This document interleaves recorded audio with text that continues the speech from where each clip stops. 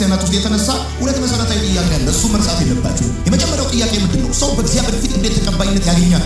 ሰው በእግዚአብሔር ፊት እንዴት ሞገስ ሊያገኝ ይችላል? ወይም በሌላ አማርኛ እንዴት ሊጸድቅ ይችላል? የእያንዳንዱ ሃይማኖት ጥያቄ እኮ በእግዚአብሔር ፊት ተቀባይነትና ሞገስ ለማግኘት ለመስደቅ ነው የሁሉ ሰው ሐሳብ። ስለዚህ ለዚህ ጥያቄ የሚቀርበው መልስ ስንት ነው ብለናል? 3 ነው። አንደኛው በእምነት ነው፣ ሁለተኛው በስራ ነው፣ ሶስተኛው በእምነትና በስራ ነው። ስለዚህ የጳውሎስ የመከራከሪያ ሐሳብ ምንድነው? ሰው ለመጽደቅ ማመን ብቻውን በቂ ነው፣ በእምነትና በስራ አይደለም ሰው የሚጸድቀው የሚል ሐሳብ ነው ገላትያ ላይ ያለው። ስለዚህ ከቅዱሳት መጽሐፍት ማረጋገጫ ያመጣላቸዋል። ማንን? አባታቸው አብርሃም። በተመሳሳይ መልኩ ይላል ጳውሎስ ለገላትያ ቤተክርስቲያናት አማኞች የአብርሃምን እምነት የሚከተሉ አይሁዳዊ ሆኑ አሕዛብ ያለ ሕግ ይጸድቃሉ ይላል። ይሄ በጣም አስገራሚ ጉዳይ ነው። ከያዕቆብ ዘንድ ውክልና ተቀብለን መጥተናል። ስለዚህ ሰዎች ደግሞ መጽደቅ ከፈለጉ ወይም ደግሞ ክርስቲያን መሆን ከፈለጉ አስቀድሞ አይሁዳዊ መሆን አለባቸው፣ ለዛ ደግሞ መገረዝ አለባቸው፣ ከዛም ደግሞ የሙሴን ሕግ መጠበቅ አለባቸው የሚሉ የአይሁድ አስተማሪዎች፣ በተለይ የአይሁድ እምነት ተጽዕኖ ያለባቸው ሰዎች ይህ ጉዳይ ሲሰሙ በጣም ነው የሚያስደነግጣቸው። ጳውሎስ ምንድን ነው የሚለው? አይሁዳዊ የሆነ አሕዛብ ያለ ሕግ የአብርሃምን እምነት ከተከተለ ይጸድቃል ብሎ ይላቸዋል።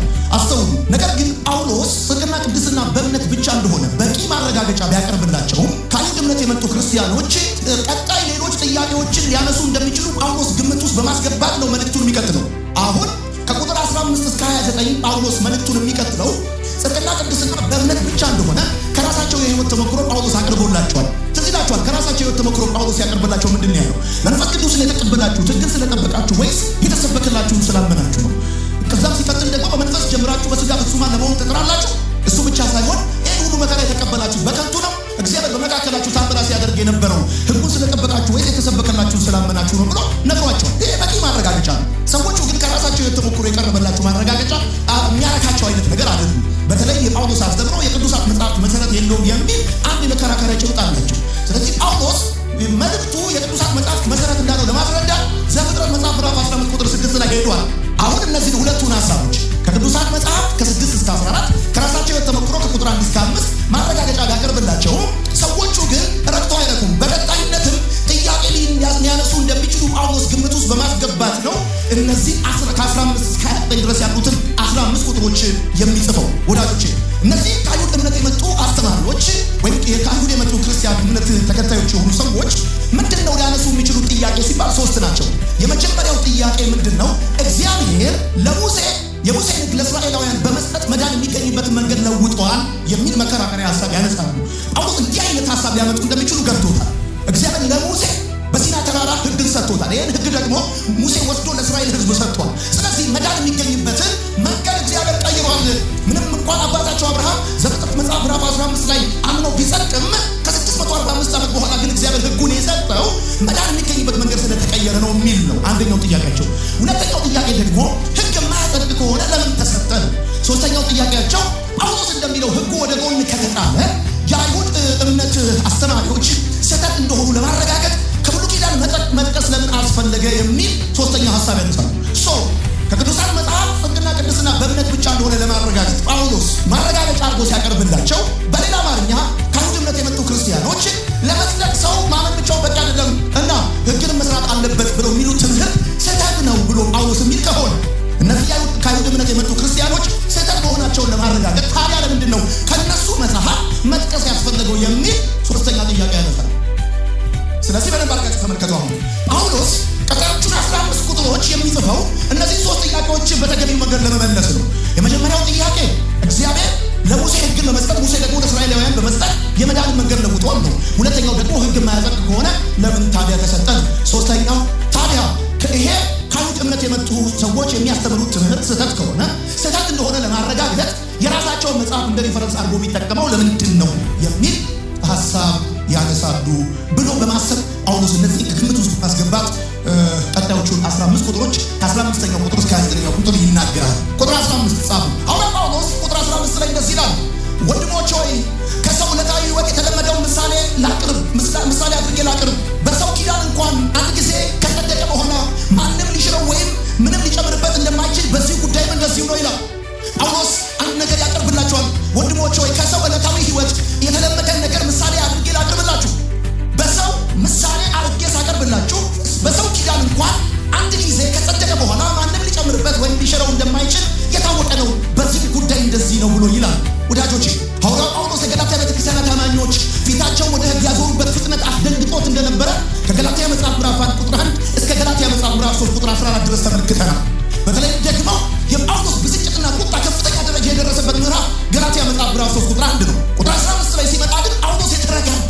ይነሳል።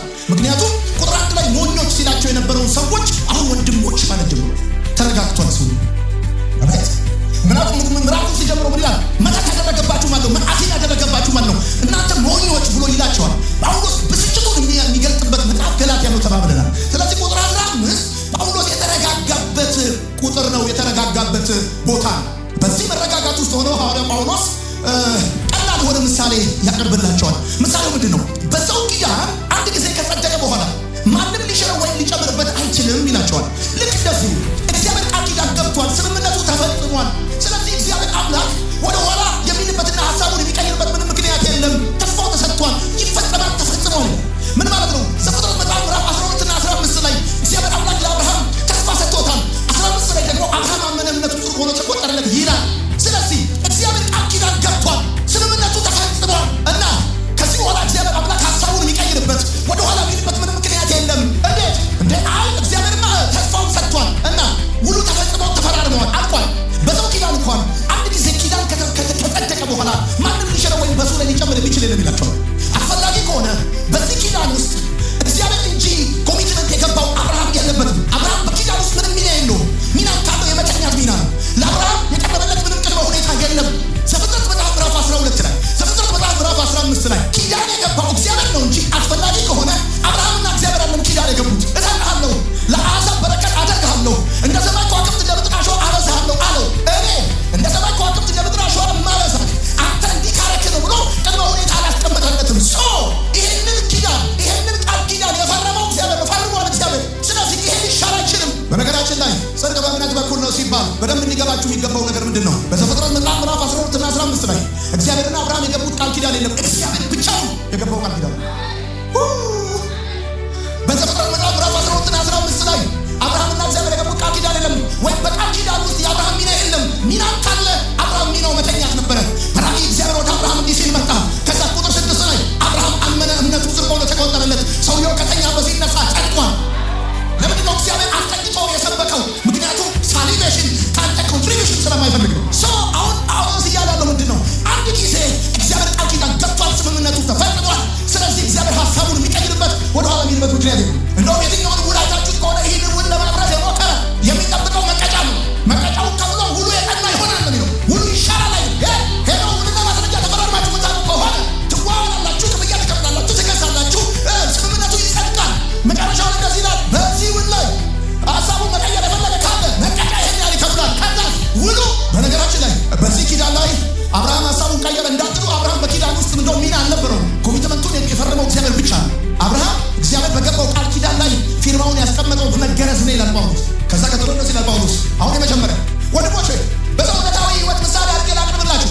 በሰው ኪዳን እንኳን አንድ ጊዜ ከጸደቀ በኋላ ማንም ሊሽረው ወይም ሊጨምርበት እንደማይችል በዚህ ጉዳይ፣ በምን ጉዳይ? በመዳን ጉዳይ፣ በመዳን ጉዳይ ሶስተኛ ወገን መጥቶ ሊሽረው አይችልም።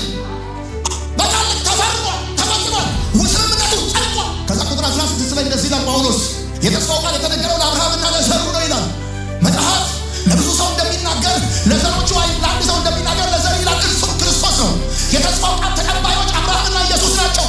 የተስፋው ቃል ተቀባዮች አብርሃምና ሙሴ አይደሉም። አብርሃምና ኤልያስ አይደሉም። አብርሃምና ኢሳያስ አይደሉም። አብርሃምና ኤርምያስ አይደሉም። የተስፋው ቃል ተቀባዮች አብርሃምና ኢየሱስ ናቸው። እርሱም ክርስቶስ ነው ይላል። ኢየሱስ የአብርሃም ዘርና እግዚአብሔር ለአብርሃም የገባው ቃል ኪዳን ፍጻሜ ነው። የተስፋው ቃል የተነገረው ለአብርሃምና ለዘሩ ነበረ። መጽሐፍ ለብዙ ሰዎች እንደሚናገር ለዘሮቹ አይልም። ነገር ግን ለአንድ ሰው እንደሚናገር ለዘር ይላል። እርሱም ክርስቶስ ነው። ስለዚህ በቀራንዮ መስቀል ላይ በጎልጎታ ጎኑ በጦር የተወጋው የሸዋ አክሊል የደፋው እሱ የመንፈሳዊ ቅድመ አያታቸው የአባታቸው የአብርሃም ቃል ኪዳን ተቀባይ፣ የቃል ኪዳኑ ወራሽ፣ እግዚአብሔር ለአብርሃም የገባው ቃል ኪዳን በሱ በኩል የተፈጸመበት። ቁጥር 16 እሱ ኢየሱስ ጌታ። እስቲ አሜን በሉ። ከዛ ቁጥር 17 እንደዚህ ይላል። ከ430 ዓመት በኋላ የተሰጠው ሕግ እግዚአብሔር አስቀድሞ ያጸናውን ኪዳን አፍርሶ የተስፋውን ቃል ሊሽረው አይችልም ይላል ጳውሎስ። ከ430 ዓመት በኋላ የሚለው ከዘፍጥረት መጽሐፍ ምዕራፍ 46 እስከ ዘጸአት መጽሐፍ ምዕራፍ 19 ድረስ ያለውን ጊዜ ከግምት ውስጥ በማስገባት ዘፍጥረት መጽሐፍ ምዕራፍ 46 ማለት እግዚአብሔር ለአብርሃም የገባው ኪዳን በያዕቆብ በኩል የተረጋገጠበት ምዕራፍ ነው። ስለዚህ አሁን ጳውሎስ እያለ ያለው እንደዚህ ነው። ለሙሴ የተሰጠው ሕግ ለአብርሃም በተሰጠው ቃል ኪዳን ላይ ምንም የሚያመጣው ለውጥ የለም። ለውጥ የለም። ለምን? ለአብርሃም የተሰጠው የተስፋ ቃል በብዙ መስፈርት ለሙሴ የተሰጠውን ሕግ ይበልጠዋል። እንዴት መሆን አሳያቸዋለሁ። ስለዚህ እኔ የምለው እንደዚህ ነው።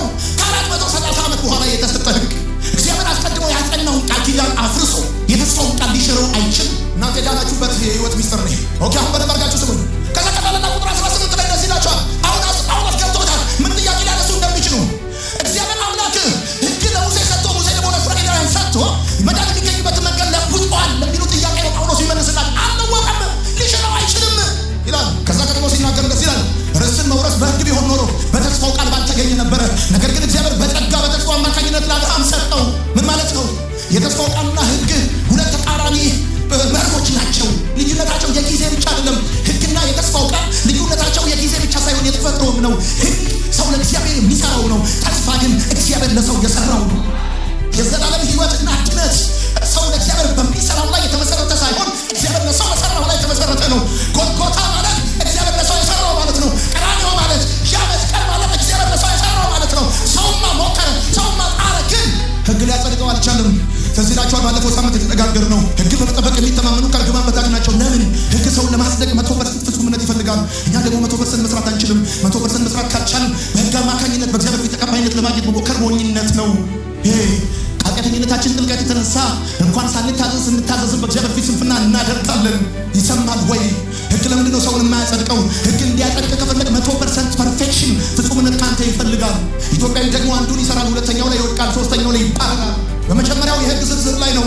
ባልንጀራ እንደራስህ አድርገህ ውደድ ሲባል ኢትዮጵያዊ ሁሉ ተባሮ ወደ ቤቱ ገብቷል። በተስፋው ላይ ማንኛውንም አይነት የህግ አይነት መጨመር ተስፋውን ያፈርሰዋል ይላል ጳውሎስ። በደንብ አድርጋችሁ ስሙኝ። ከዚህ ሁሉ በላይ ደግሞ ውርስ በተስፋ ቃል በነፃ እንጂ በህግ በስራ አይገኝም። ምን ውርስ? አንድ ሰው 5 ልጆች ቢኖሩት ከ5 ልጆች መካከል አንደኛው አባቱን በብዙ ሁኔታ ያገለገለ ቢሆን፣ ሁለተኛው ምንም የማይል ቢሆን፣ 3ቱ ጉዴለሽ ቢሆኑ፣ ሊሞት ሲል የልጆቼ ነገር አደራ ብሎ ቢሞት 5ቱ ልጆች የሚከፋፈሉት ለአባታቸው ቤት እንዳፈሰሱት ላም ሳይሆን እንደ ልጅነታቸው ነው። ውርስ በተስፋ ቃል እንጂ በድካም አይገኝም።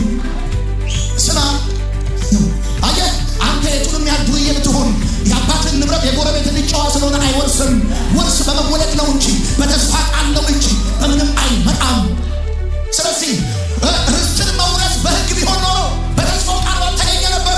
እግዚአብሔር ግን በጸጋ በተስፋው ቃል አማካኝነት ለአብርሃም ሰጠው። ምንን? ርስትን። ይህችን ምድር ለዘርህ አለው። እንዴት? በነፃ። ለዘርህ እንዴት? በነፃ። ፈረስና ፈረሰኛውን በባህር አስጥመው ልክድን እንደ ሶሪድ አቁሞ እግዚአብሔር አምላክ ጠላቶቻቸው እንደ ቅጠል እያረገፈ ዮርዳኖስን ከፍሎ ከነዓን ያስገባቸው ከግብፅ የወጡ ሰዎች ሊጥ ተሸክመው የወጡ እንጂ ጦር እንኳን አልነበራቸው። በእስራኤል ህይወት የተረጋገጠው የእግዚአብሔር ነፃ ስጦታ እንጂ የእነሱ ጉልበት አልነበረም። የሰማኝ ሰው ካለ አሜን ይበለኝ። ርስትን መውረስ በህግ ቢሆን ኖሮ በተስፋው ቃል ባልተገኘ ነበረ። የዘላለም ህይወትን መውረስ መንግስተ ሰማያት መግባት በላብ አይደለም፣ በራስህ በኑዛዜ ነው። በኑዛዜ ነው።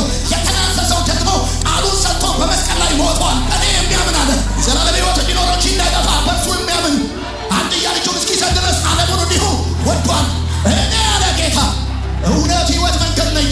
ርስትን መውረስ አንዳንድ ቤተሰብ አይታችሁ ከሆነ ወላጆቻቸው መጨረሻ ላይ ከመሞታቸው በፊት የሆኑት ጭራሽ ዞር ብለው አያዋቸውም።